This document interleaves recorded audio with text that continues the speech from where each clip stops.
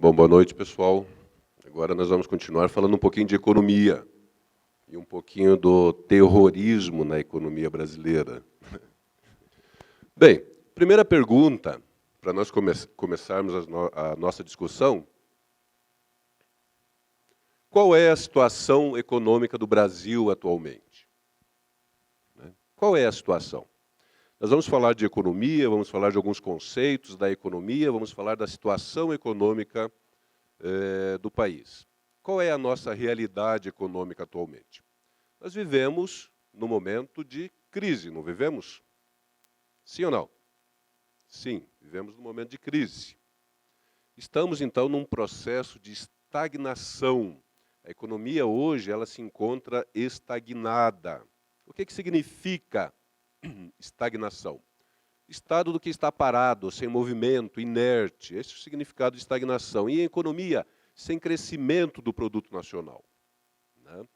Então, a nossa economia ela está num processo de estagnação. E o Brasil, então, atravessa uma das piores crises da sua história.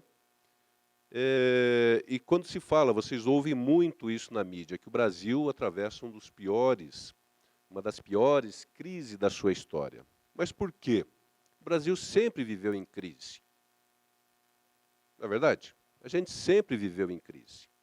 Não, nós tivemos uma época de fartura, que foi mais ou menos ali em 2004 a 2007, não é? Na famosa era Lula, vivemos um momento de fartura. Vivemos ou não? Vivemos.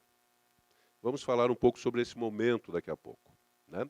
Mas quais foram os motivos, ou quais são os motivos da crise hoje? Quais são os motivos? São vários, né? E cada corrente de pensamento tem uma lista de vários motivos. O que é unânime, que nós poderíamos dizer, é que os motivos são submissão da política econômica à política partidária. Primeiro motivo. No ENAD vai cair alguma coisa do tipo: a nossa política econômica é submissa à política partidária? Não vai. Não vai. Certo? Mas é o principal motivo. A falta de um planejamento de longo prazo. A falta de investimentos em infraestrutura. A falta de investimentos em inteligência. Falta de investimento em inteligência no Brasil. Total falta de credibilidade nas políticas governamentais. Então, os motivos da nossa crise é levado por esse agrupamento de fatores.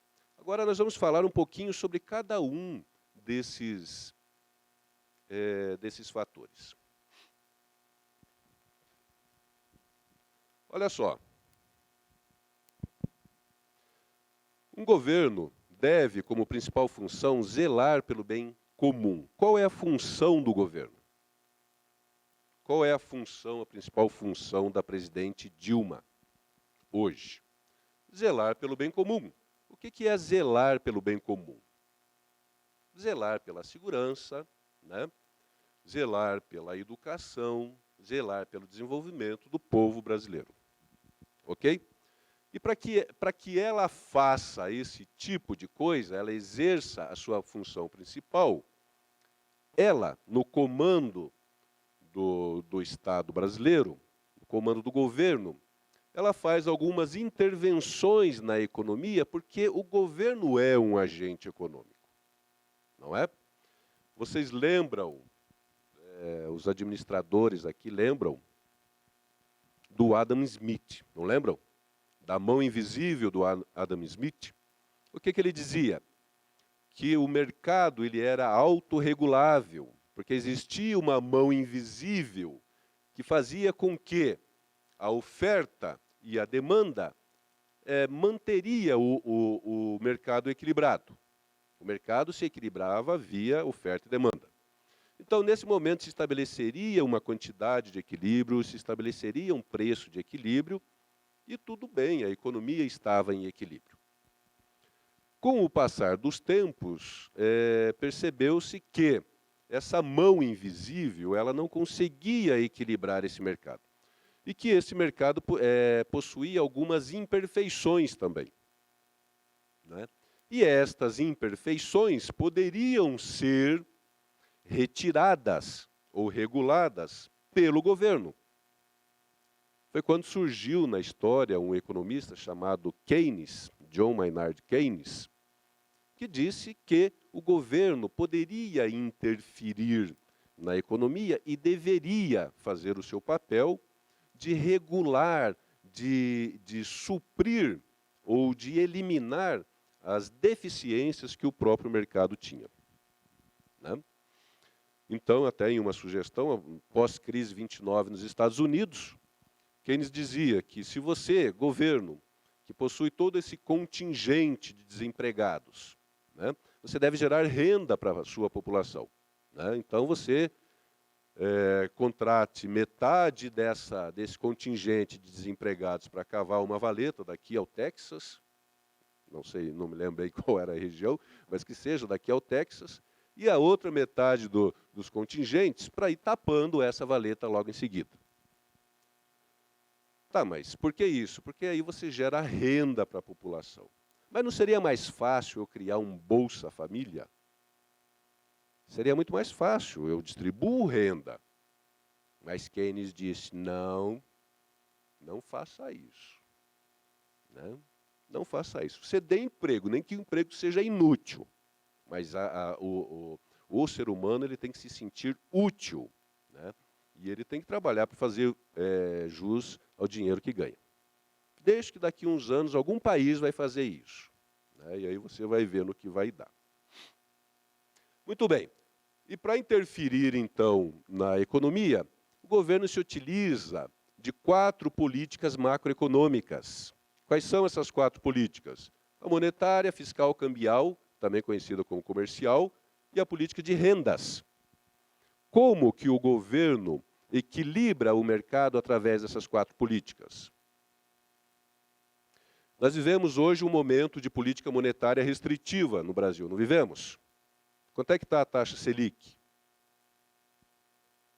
14,25 ao ano. E o que é a taxa Selic? São as taxas básicas, ou é a taxa básica de juros da economia. A partir dela, todas as outras taxas são formadas, né? Então, é uma taxa muito alta. Por quê?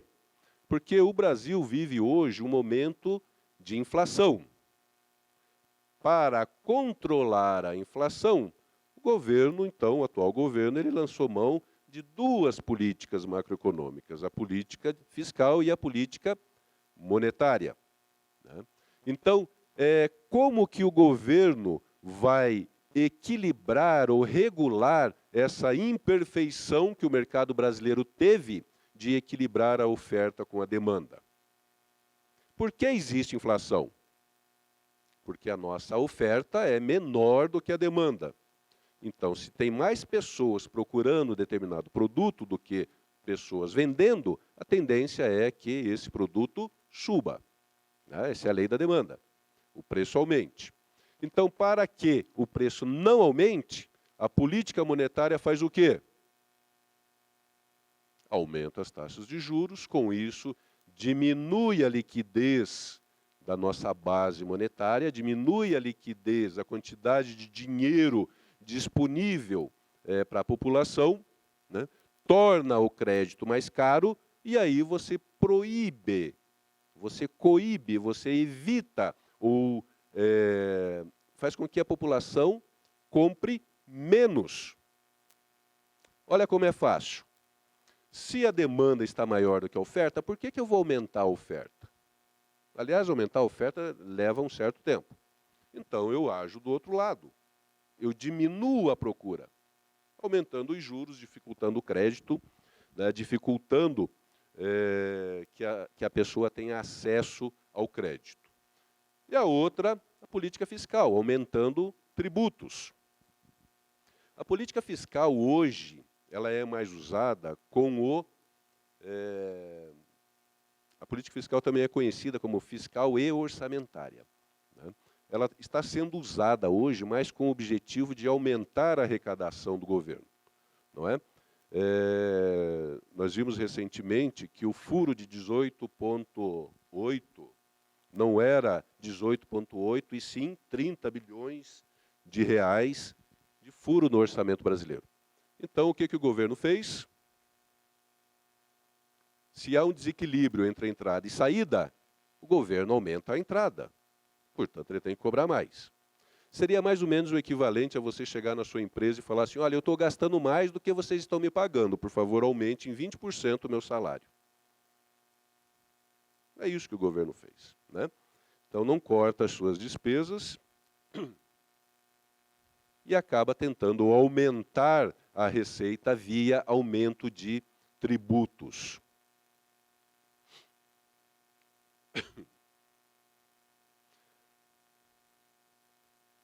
Segunda, falta de planejamento de longo prazo.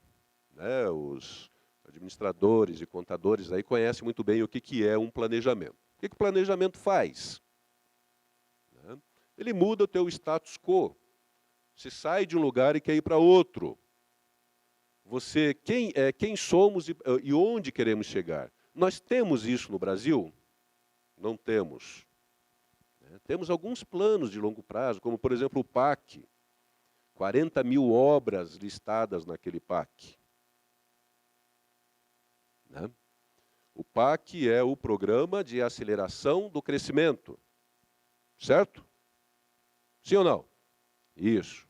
Por mais que você ouça e leia nos jornais os apelidos, que é o Programa de Atraso do Crescimento, né?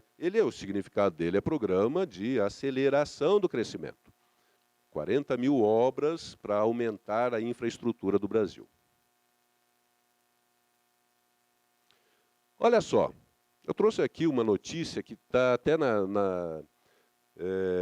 um artigo em discussão, lá do Senado mesmo, de um caso da China, que é um caso típico de planejamento de longo prazo.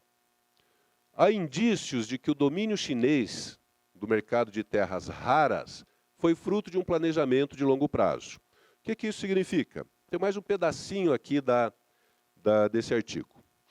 Ó, na Mongólia interior, a Mongólia interior, uma província da China, não a Mongólia. Minas de carvão também começam a explorar neodímio e outros elementos. A China traçou estratégia para terras raras há 50 anos. Né? Então, o domínio chinês no mercado dessas terras, inclusive na produção de ímãs, não foi fruto do acaso. Além da conjuntura favorável das reservas de mão de obra barata, há sinais de que foi feito um planejamento de longo prazo. Intencional ou não, o fato é que os demais produtores deixaram a China operar soberana. Então, olha só, um plano estratégico parece ter sido concebido e executado ao longo das últimas décadas, né, 50 anos, as atividades de pesquisa e desenvolvimento e a política de proteção e agregação de valor parecem ser pontos importantes desse plano. Então, a China já pensava, na ocasião, em ter a hegemonia e o controle no fornecimento desses tais ímãs.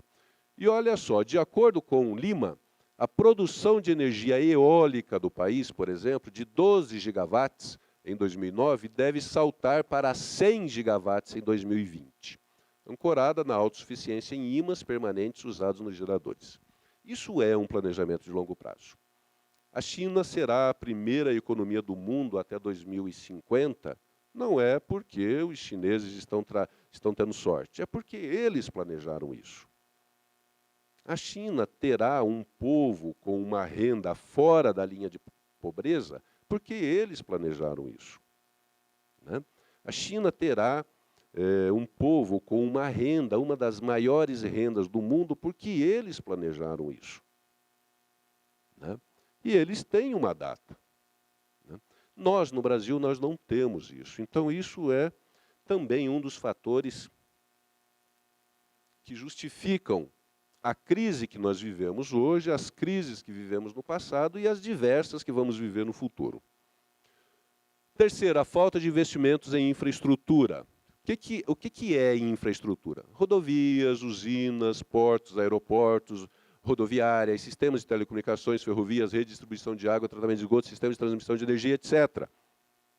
Vocês viram ali que portos faz parte da infraestrutura e que investir em infraestrutura é importante para o país.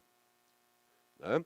Então, o PAC, dentro desse programa, nesse programa existem 40 mil obras que estão vinculadas à infraestrutura.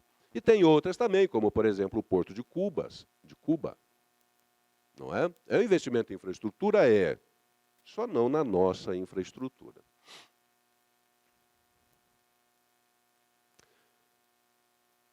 O que a Folha de São Paulo disse em março de 2014? O avanço na área de infraestrutura no Brasil acontece em ritmo lento se comparados aos alcançados pelos países que têm feito grande progresso na área. Então, nesse Fórum Econômico Mundial, atribuiu a qualidade da infraestrutura brasileira, subiu 0,7 ponto entre 2005 e 2013. E outras nações tiveram um avanço mais do que o dobro, 1,3 pontos. Por quê? Essas nações descobriram que a distância, a lacuna que separava um país desenvolvido de um em desenvolvimento ou não desenvolvido, começava pelo investimento em infraestrutura. Né? Olha só a relação, aqui, o ranking de investimentos em infraestrutura. O Brasil está em 33º. Aqui existe um critério para dar essa nota, né? São vários itens que são analisados, feita uma média ponderada, e o Brasil tinha uma nota em 2013 de 4,02, né? Que foi uma mudança em 0,7. E os países que chegaram à conclusão que deveriam investir bastante em infraestrutura? Indonésia, Geórgia, Albânia, em terceiro. Albânia, vocês conhecem a Albânia? Qual é a população da Albânia? Né? Para começar, a Albânia fica do lado de Kosovo. Você já viu que né, tudo que é do lado de Kosovo já não deve ser coisa assim muito interessante assim, em termos de tamanho e poder. Né? Então, o Brasil optou, né, em investir pouco em infraestrutura.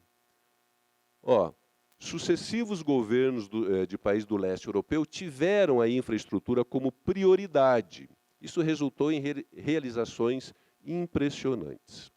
Então nós, brasileiros, ou o Brasil, pecou o investimento em infraestrutura. E a quarta, a falta de investimentos em inteligência. O que é investir em inteligência? O Brasil investe em educação? Vocês acham que o Brasil investe em educação ou não? Não? O Brasil pertence lá àquele grupo dos BRICS. Pertence? Você acha que ele investe pouco com relação aos BRICS? Ele é o que mais investe em educação. O Brasil investe, sim, em educação. Em torno de 5,8% do PIB em educação. A China, por exemplo, investe 3,7% do seu PIB. Agora, 3,7% de um PIB chinês é bem diferente de 5,8% de um PIB brasileiro. Né? Agora, a questão está na qualidade desse investimento, porque você não tem que investir somente em educação, você tem que investir em inteligência. Não é verdade?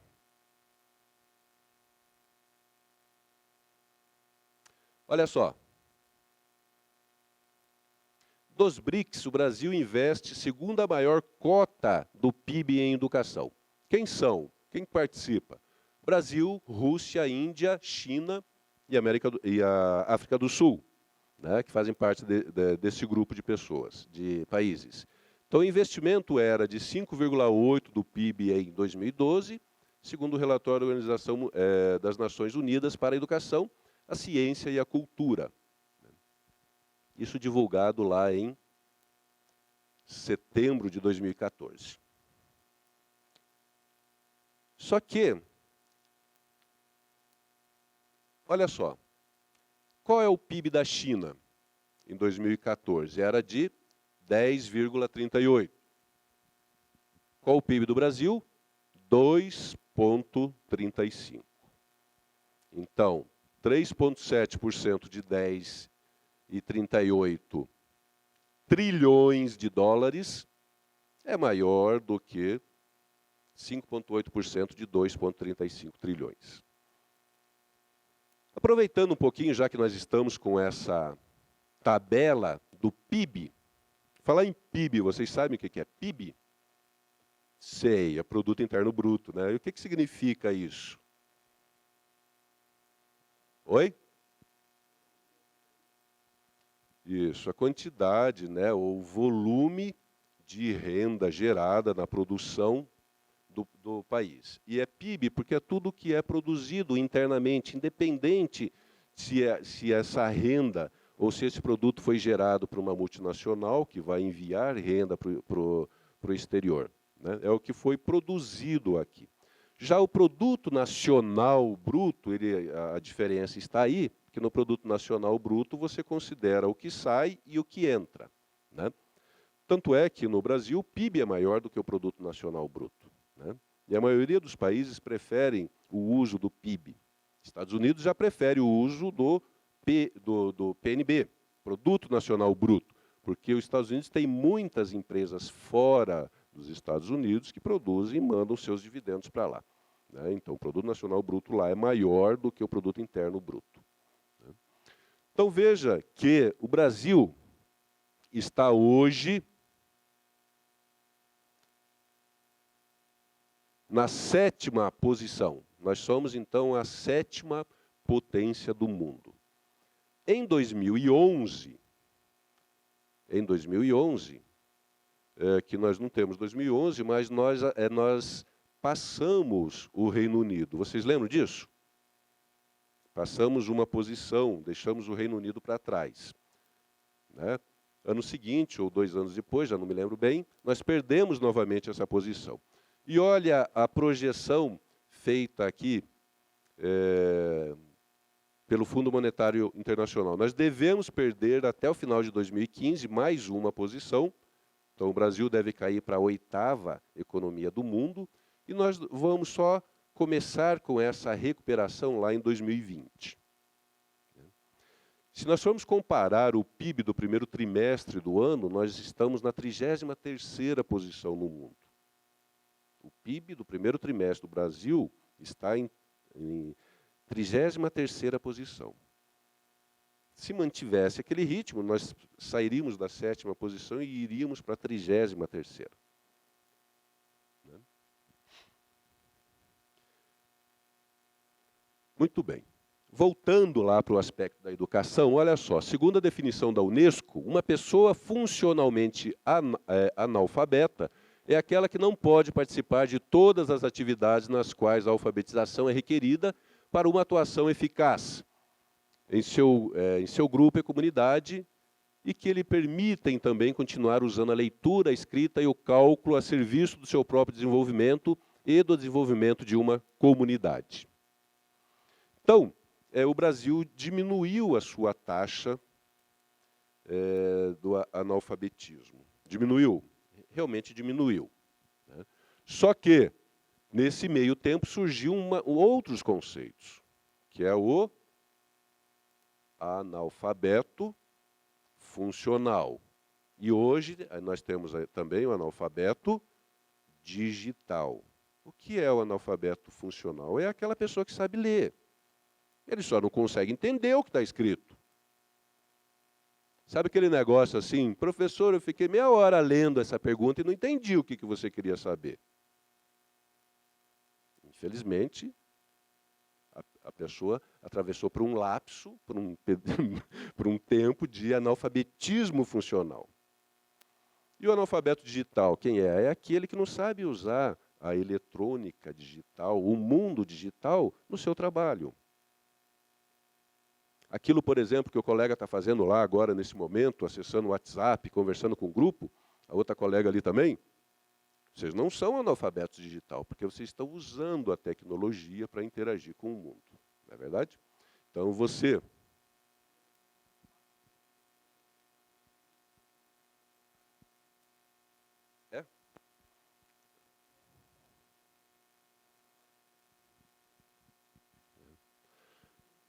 É.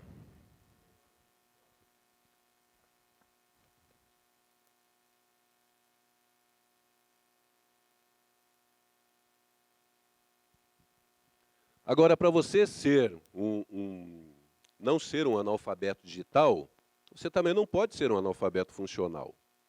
Como é que você vai entender? Como é que você vai saber? Por exemplo, como é que eu vou saber operar um computador, interagir dentro de um sistema, dentro de um ERP, um SAP, um RM, né, se eu não consigo ler as instruções, se eu não consigo entender as instruções? Então, muito provavelmente, se você é um analfabeto funcional, você será um analfabeto digital. Provavelmente. Né? Muito bem. E o que o Brasil fez foi diminuir o analfabetismo, né, mas surgiram essas figuras. Em sala eu já comentei algumas vezes que no ano passado ou retrasado, já não me lembro, a Gazeta do Povo publicou um artigo falando sobre a qualidade de ensino no Brasil. Né, que na última década o brasileiro tinha sofrido de uma ação da educação, né, que lhe retirava a possibilidade de pensar em vários níveis. O que isso significa? Significa que a pessoa que fez a escola, a educação pública, estava sujeita a pensar em um único nível. É tipo, você pergunta alguma coisa para a pessoa e ela já te responde, não sei. Né? Vocês já repararam que, se você fizer uma pergunta ou interagir com uma pessoa mais velha, né, que viveu uma fase diferente da educação, né, a educação pública, você faz uma pergunta de qualquer coisa para ela pensa um pouquinho, ela olha para baixo, olha para cima, ela pensa porque ela está pensando se realmente ela sabe ou ela está processando uma informação. Se você pergunta para uma pessoa mais nova alguma determinada coisa, ela já te responde de cara, não sei, eu sei, mas ela não pensa muito. Né? Nesse artigo também falava da carência de profissionais com conhecimento em matemática.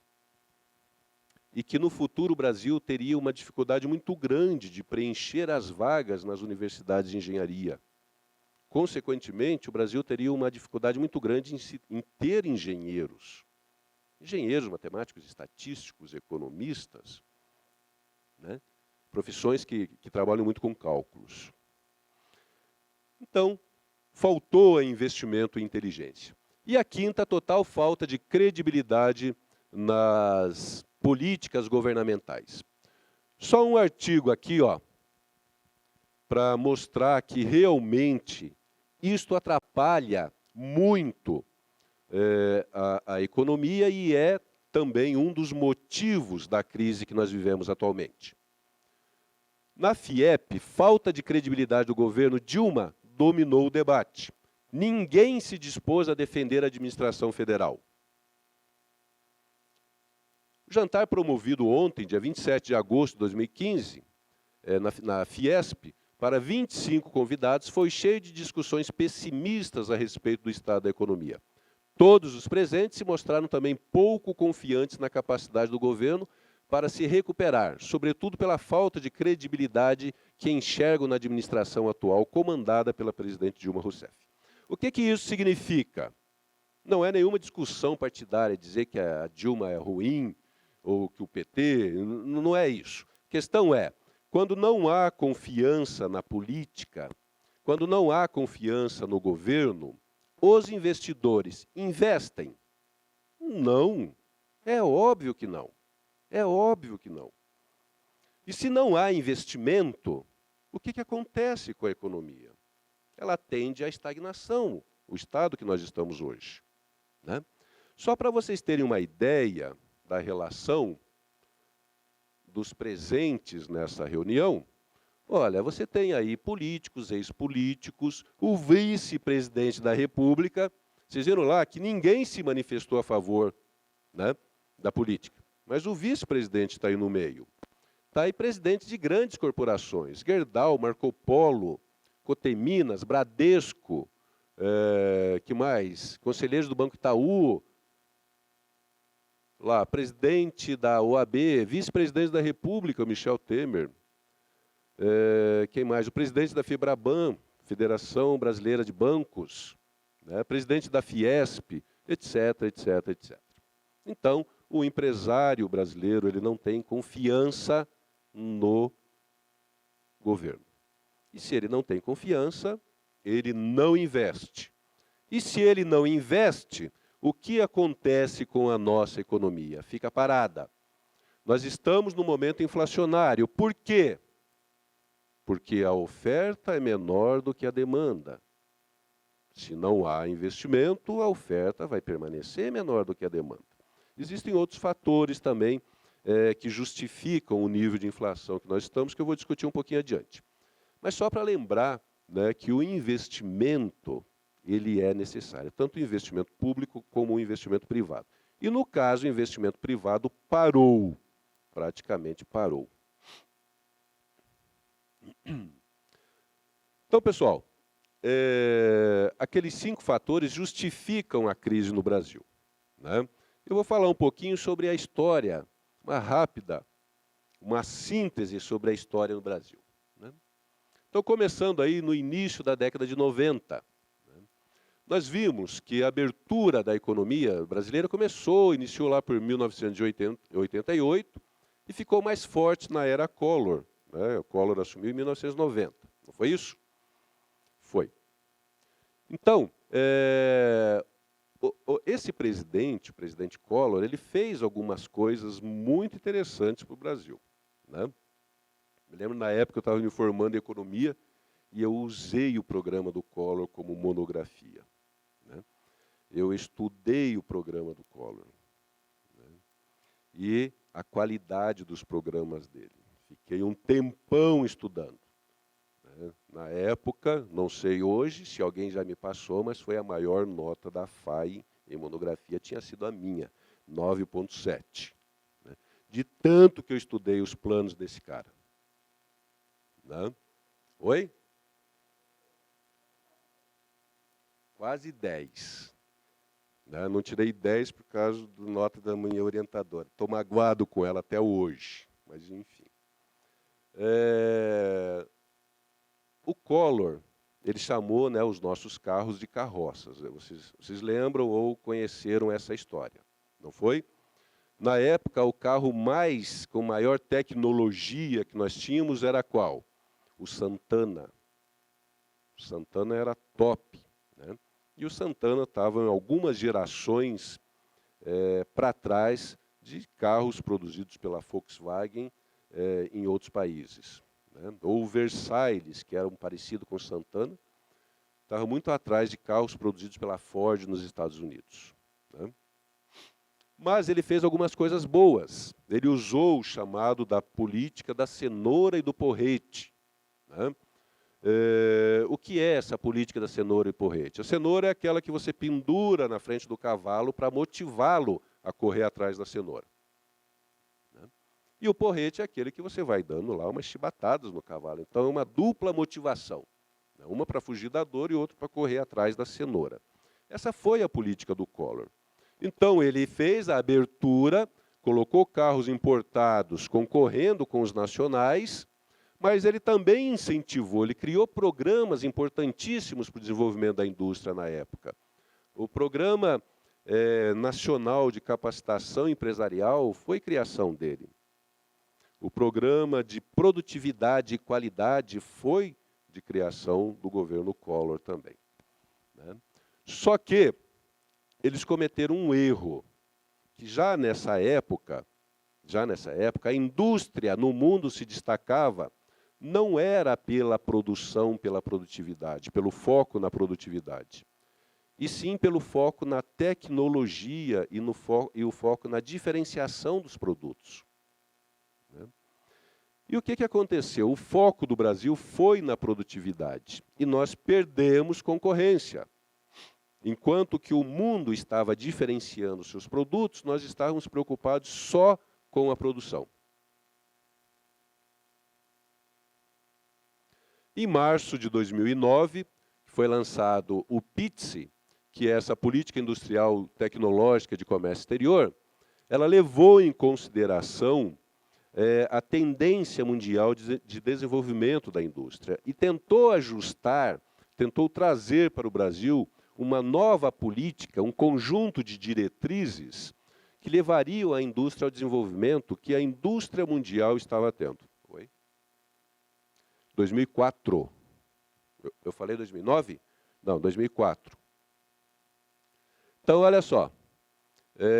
A política industrial tecnológica de comércio exterior busca, no curto prazo, diminuir as restrições externas do país e, no médio e longo prazos, equacionar o desenvolvimento das atividades-chave, de modo a gerar capacitações que permitam ao Brasil aumentar a sua competitividade no cenário internacional. Então, isso é que o PITSE previa, né? Era um plano de curto, médio e longo prazo para desenvolvimento da indústria. Deu certo? Sim ou não? Não deu muito certo, né? 3. Fartura de 2004 a 2010. Nós vivemos um período de fartura que nós comentamos aí no início da era Lula, não foi? Vivemos um momento de fartura. Mais precisamente de 2004 a 2007, finalzinho de 2007, início de 2008. Né? Só que esta fartura, e é importante a gente entender de onde veio a quantidade de dinheiro que o Brasil tinha nesta época. Da onde veio? Da nossa produção? Da nossa indústria? Não, não veio. Veio de fora. Por quê? Nessa época, o mundo inteiro deu uma crescida. Alguns países concentraram esse crescimento, como, por exemplo, a China. Né? Então, essa prosperidade ela veio de fora. A China, por exemplo, tem um dado ali, só para a China, o Brasil saiu de uma exportação de 1,9 bilhões de dólares em 2001 para 30,8 bilhões em 2010. Então, a China, dentro do seu planejamento de longo prazo, ela tem como intenção ser o parque fabril do mundo. Não tem? Isso faz parte do plano chinês. Isso quer dizer o quê? Brasil, você vai se especializar em outra coisa. Deixa que eu fabrico tudo para vocês. Né? E para fabricar, você precisa de matéria-prima. Não precisa? Então, a China elegeu o Brasil como um dos seus grandes fornecedores de commodities. E nós somos, o nosso forte, o forte do Brasil é o fornecimento de commodities. Né? O que são commodities? O produto na sua forma in natura, né? O ferro, o ouro, mas na forma bruta, conforme ele é extraído da natureza. Né? Então, houve um crescimento econômico sem aumento da base produtiva. Nós vivemos um momento de muitos dólares, nossa reserva cambial foi lá para cima, mas nós não investimos na nossa base produtiva. E já na época, muitos economistas alertavam para esse fato. Alguém na época, né, desses economistas, eles tinham dúvida que viria uma crise para o Brasil? Ninguém tinha dúvida. Por quê? Havia muito dinheiro, mas não havia investimento na base produtiva. Não havia investimento em infraestrutura. Uma hora isso ia acabar. Né? Uma hora a crise iria chegar. Houve também, nessa época, uma radical mudança nos termos de troca. O que isso significa? Significa assim, o valor das nossas exportações em comparação com o valor das nossas importações. Como o mundo começou a demandar, principalmente a China, muito commodities, quando aumenta a procura, o preço aumenta, certo? E aí nós começamos a vender mais por um valor maior. Né? E, consequentemente, importando se o nosso valor de exportação estava maior, quando comparado com a importação, teve um aumento aí nesses termos de troca. Das exportações de 2010, para vocês terem uma ideia, 83,7% eram de commodities, 11% de produtos semi-manufaturados e 4,5% de produtos manufaturados. O que isso significa? Que 84% das nossas exportações dependiam exclusivamente do crescimento de outros países.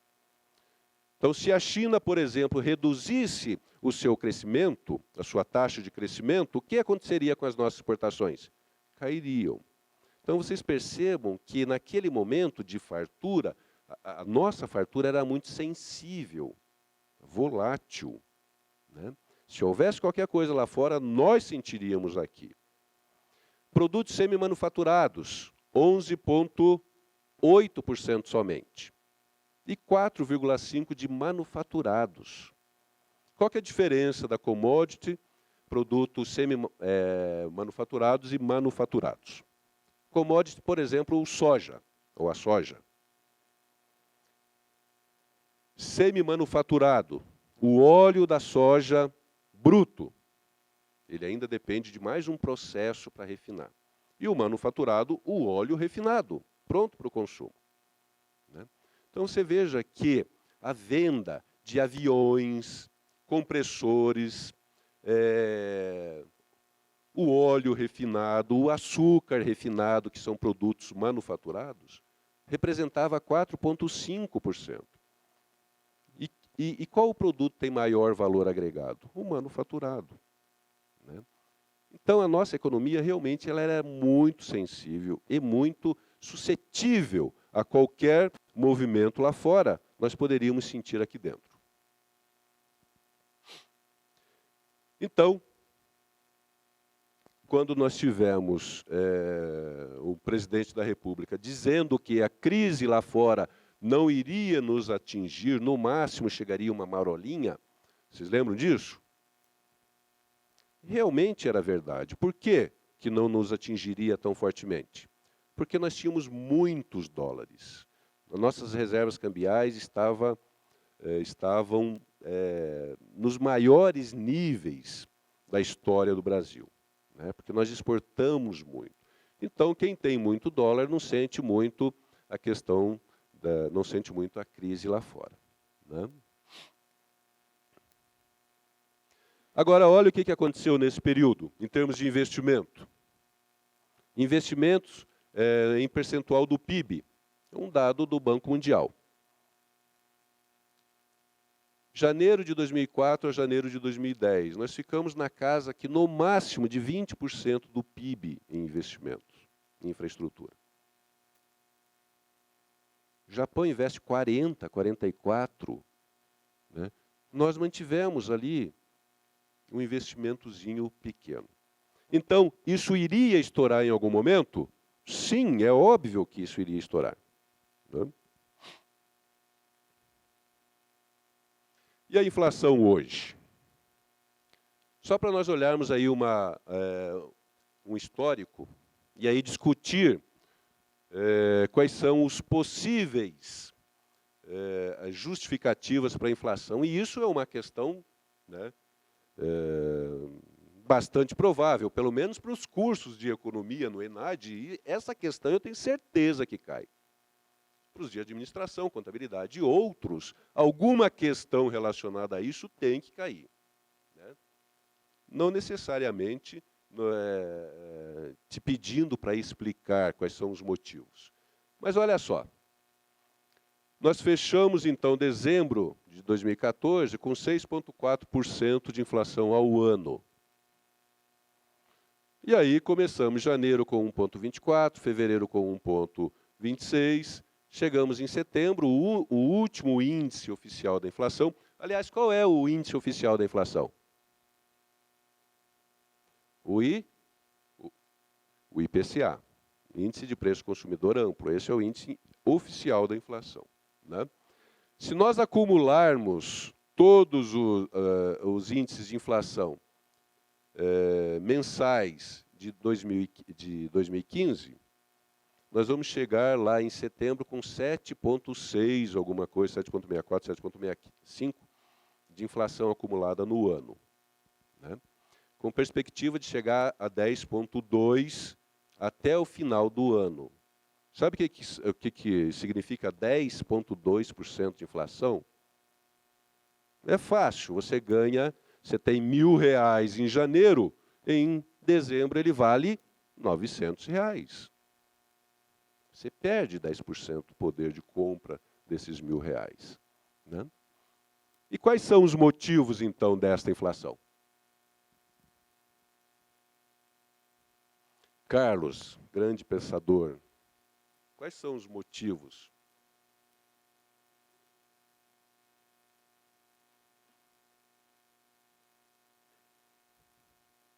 Eu vou listar aqui alguns. Os principais motivos. E aí é interessante que você saiba, grave aí esses principais motivos para você justificar numa possível questão lá no ENAD. Primeiro deles, liberação dos preços administrados. O que isso significa? Significa que alguns serviços eram, sim, serviços e produtos, eram administrados no ano passado. A energia não subiu, por quê? Porque era administrada, né? O preço foi segurado. E em 2015 nós tivemos a liberação desse serviço, dos preços. Então nós tivemos um aumento da energia, um aumento da água, um aumento dos combustíveis e do transporte público, que tiveram um impacto muito forte na inflação de 2015, mas muito forte mesmo. Teve regiões do Brasil que a energia subiu 70%. Né? Isso é um impacto muito forte. Segundo, a alta do dólar. Por que o dólar influencia na inflação? O dólar fechou em 3,76 hoje, não foi? 3,76. Por que o dólar, a alta do dólar, influenciaria a inflação? Ora, nós produzimos tudo o que consumimos? Não. Nós consumimos parte de produtos importados. O produto importado ficou mais barato ou mais caro com o aumento do dólar? Mais caro, evidente. Bem mais caro. Se ficou mais caro, é aumento de preço, né? Se esse produto estiver na cesta do IPCA, vai influenciar o índice de inflação para cima. Por outro lado, a alta do dólar fez o que com as nossas exportações? Hein, Marcos? Aumentou. Muito bem. Aumentou as exportações. Por que aumentou as exportações? Porque o valor do nosso produto caiu em termos reais, em dólar. Imagine o seguinte, se o dólar custa R$2 e o nosso produto custa R$100, por quantos dólares você vai vender esse produto lá fora? $50, certo? Muito bem. Se o dólar passar para R$4, esse produto em dólar vai custar quanto? Vai passar a custar quanto? $25. Muito bem. Se custava R$100, cada dólar custa R$4, $25. Certo? Então, o nosso produto lá fora, que custava $50, passou a custar $25. Tá, mas aonde que isso influencia a inflação? Olha só, se você vendia um produto e vendia a $50 e agora o preço dele é 25, você vai oferecer o teu produto lá para o americano, por exemplo, ele vai querer comprar, porque está na metade do preço. Mas se ele já comprava 50, por que eu não vou vender por 30, então, ao invés de 25? Eu pego e dou um incremento no preço dele. E se eu vendo a $30 lá fora, por que eu vou vender a 25 internamente? Então, a alta do dólar incentiva e motiva o produtor a aumentar o seu produto internamente também, voluntariamente. E isso influencia na inflação. Certo? E o terceiro motivo ali, o desequilíbrio clássico entre a oferta e a demanda. Havendo desequilíbrio entre oferta e demanda, há inflação. Né? Como nós não investimos em infraestrutura, não investimos na base produtiva, né? Não investimos na produção, a nossa oferta irá sempre superar, desculpe, a nossa demanda irá sempre superar a oferta. E enquanto isso estiver acontecendo, haverá inflação. Muito bem. E com relação à crise mundial, eu vou listar aqui alguns pontos. Que horas são, por favor? 9h15? Tá, então eu vou listar rapidamente. Quais são os motivos da crise mundial? Alguns itens. Desde 2008, o mundo sofre consequências da crise financeira dos Estados Unidos. Né? A quebra do banco Lehman Brothers. Se lembra da bolha imobiliária? Então isso começou em 2008 e isso veio trazendo consequências até hoje. Em 2012, foi um ano de grave crise mundial econômica, política e social.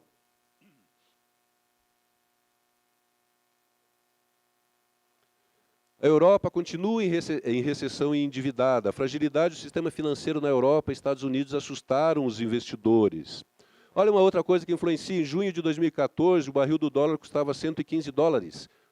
Em dezembro de 2014, passou a $60. O que aconteceu? A OPEP, né? Não parou a produção, diminuiu a demanda porque o mundo deixou de crescer tanto, portanto, deixou de consumir tanto petróleo, mas os produtores continuaram em produção máxima. Então, a oferta superou a demanda no petróleo. Olha que coisa interessante. Só que isso ocasionou, teve benefício? Teria, né? Quando o produto cai, principalmente o petróleo, teria benefício. Só que o sistema, o universo do petróleo entrou em convulsão. Grandes grupos, né, tiveram as suas ações caindo em bolsas. A bolsa de Xangai foi lá para baixo. Enfim, Estados Unidos ainda não recuperou o nível de emprego. O mundo está em desaceleração. Tudo isso aqui, a crise na Espanha, Grécia, Portugal, Irlanda, Itália, que estão completamente endividadas. E aí a equalização, por exemplo, da Grécia, Espanha e Portugal, que foi feita por aquela entidade que une a Comissão Europeia, o FMI e o Banco Central Europeu, que impõem restrições aos países que recebem dinheiro, que estavam endividados e, portanto, fizeram uma troca de dívida, pegaram recursos do FMI, impõem restrições que diminuem os benefícios sociais e, portanto, causam uma crise interna, né? Impõem certas restrições que talvez servissem algumas décadas anteriores ou o século anterior, mas já não servem mais para hoje, né, hoje em dia. Então isso ajudou a aumentar esse aspecto da crise mundial. E um outro item que muito provavelmente caia no ENAD é a Grécia, a crise da Grécia. Como é que nós podemos entender a crise da Grécia? É muito fácil, muito fácil. O que aconteceu com a Grécia é uma coisa óbvia, muito óbvia. A crise da Grécia decorre de um histórico em que o país gastou mais do que podia. Ou seja, se você gasta mais do que arrecada, o que acontece com você? Você quebra, literalmente você quebra. E é o que aconteceu com a Grécia, um país altamente assistencialista, né? Muitos benefícios, o governo gastando mais do que podia, e aí a Grécia entrou na União Europeia e aderiu à zona do euro. O que acontece quando o país adere ao euro? A sua moeda deixa de existir. O país deixa de ter um banco central e passa a valer o Banco Central Europeu, da comunidade, né, da União Europeia. E lá no Banco Central da União Europeia, você pensa que o presidente da Grécia pode chegar, ligar e pedir para que imprima dinheiro, como é possível aqui no Brasil? O governo brasileiro pode ligar para o Banco Central e falar, olha, imprima aí um bilhão de reais. Pode, não deve, mas pode. né? Não faz. A Grécia, então, não podia mais. Mas ela precisava de dinheiro. E aonde você arruma dinheiro? Emprestando do FMI. Então, a Grécia está totalmente endividada. Olha só, tamanho da dívida, 177% acima do seu PIB. Não é 177% do PIB, é acima do PIB. Isso quer dizer que, chegando a 320 bilhões de euros, quer dizer que se ela pegar o PIB de um ano e entregar inteiro para pagamento da dívida, ela vai conseguir pagar em torno de 30% do que ela deve. É muito dinheiro, é muita dívida. Né? E ainda a taxa de desemprego está em torno de 26%. Considerando apenas a classe jovem, atinge 50% do grupo da classe jovem. Imagina só, jovem, rebelde, querendo dinheiro para tomar cerveja, sem emprego. Né? E desde 2010, o PIB da Grécia caiu 25%. O Marcos falou uma coisa interessante, futuro Brasil. Olha só, o que acontece com o Brasil hoje? Gasta mais do que arrecada?